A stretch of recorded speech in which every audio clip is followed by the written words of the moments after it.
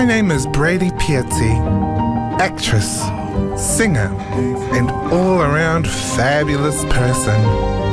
I'm also a trans woman trying to make sense of where our whānau is at in these exciting but challenging times.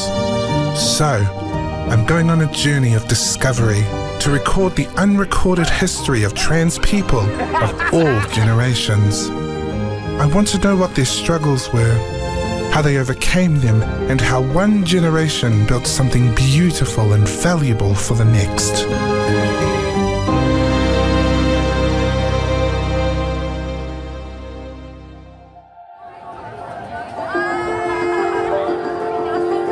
For the youngest generation of Aotearoa's trans people, just surviving in the shadows isn't enough.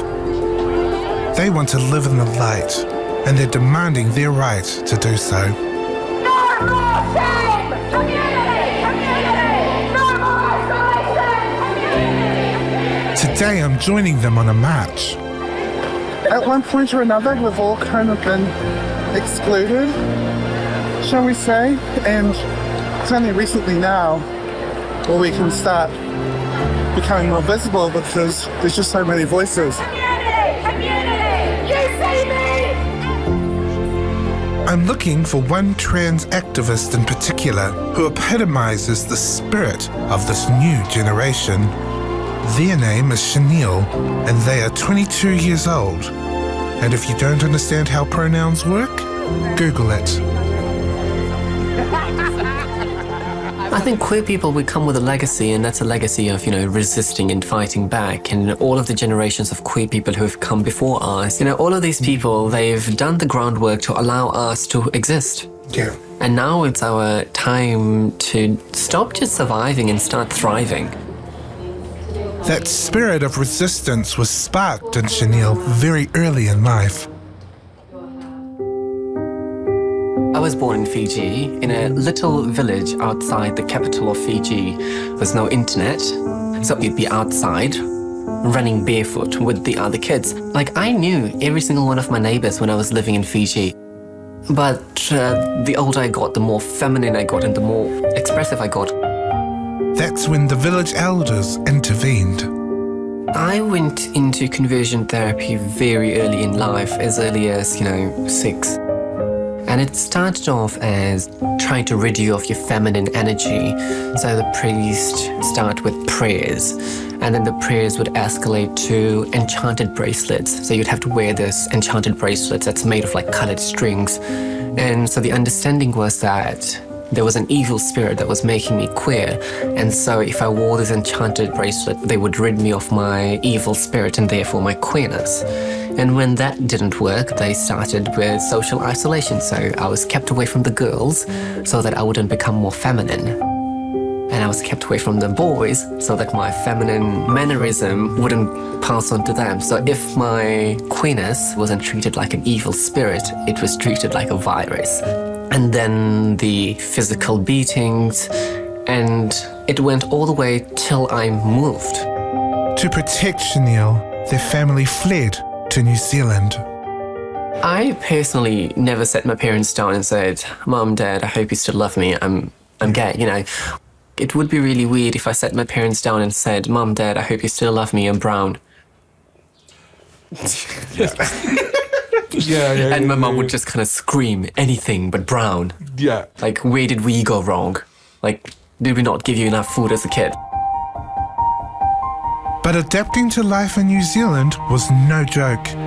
Although they were accepted by their family, Shaneel still felt isolated in their newly adopted country.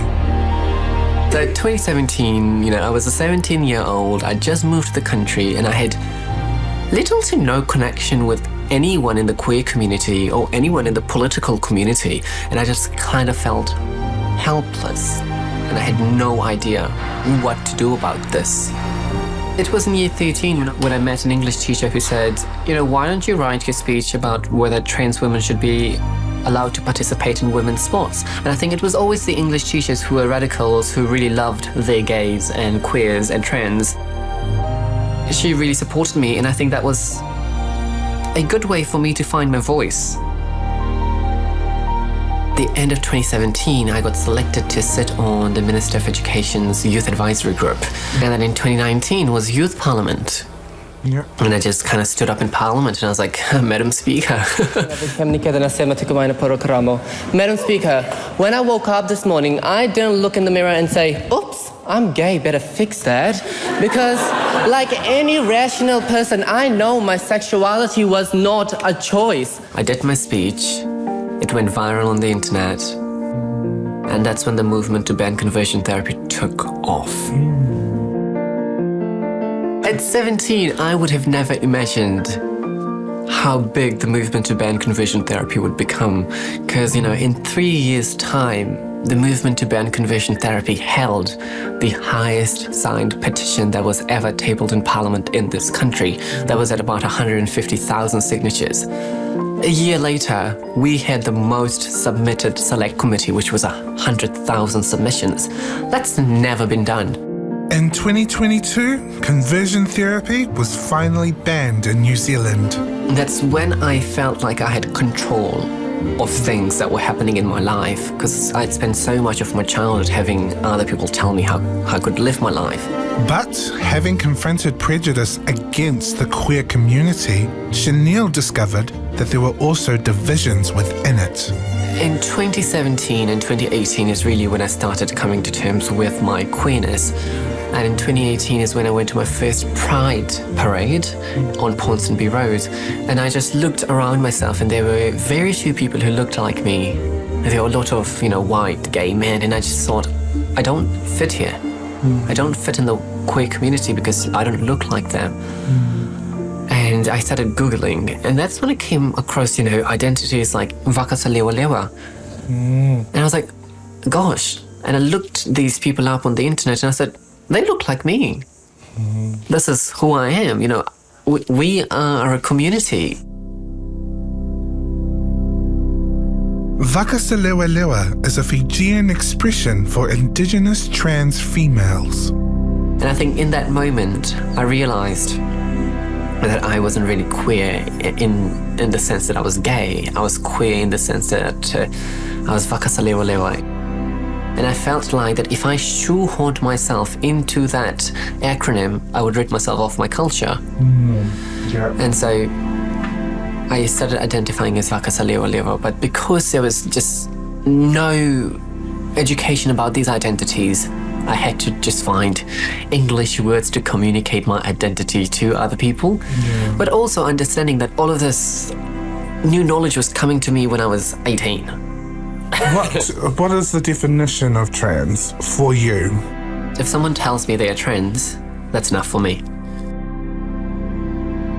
I think it's really contentious though. I believe there's a divide between the older trans people and younger trans people, that the older trans people believe that you need to have medically transitioned to be trans, and you need to be in the binary of man and woman. And I guess my hope for a lot of young queer and trans folk is that they get to grow up in a world where their identity isn't something they have to think about. It's just who they are, and they go on about it like, they have long hair or they have short hair. I just want it to be such a normal part of their identity that it doesn't cause them distress. Shaneel's ideas are striking a chord with young people. At Auckland University, they're greeted by a supporter. He's always standing up for the queer and trans community, and even for people of colour. It's really nice that I at least have someone to look up to. You keep doing what you're doing. You're doing what you're doing. Thank you. You're making the community proud. See ya. Bye. Good. But at the same time as new spaces for trans people are being carved out, hate against our community keeps growing. Sometimes that comes from outside New Zealand. Anti-trans activist given the green light to enter New Zealand. But disturbingly, it's also increased locally. We've asked them to stop grooming children. This is sexualisation of children. You should arrest them. Mirroring what's been happening in the US, local anti-trans activists have targeted drag artist reading to children in our public libraries. But none of this is stopping Shaneel. This year they were recognised as the Young New Zealander of the Year. Queer people are nothing to tolerate. And I don't want to be accepted either. No one has power over me to accept me. It doesn't matter if you accept me or not. I exist. Trans people exist. There aren't many old trans people like me because they are dead. Maybe it was conversion therapy, or the AIDS pandemic, or the fact that it was a crime to be trans, or hate crimes, or loneliness and depression. I want to be free. Free from discrimination and hatred and this debilitating fear of violence. Thank you all so much.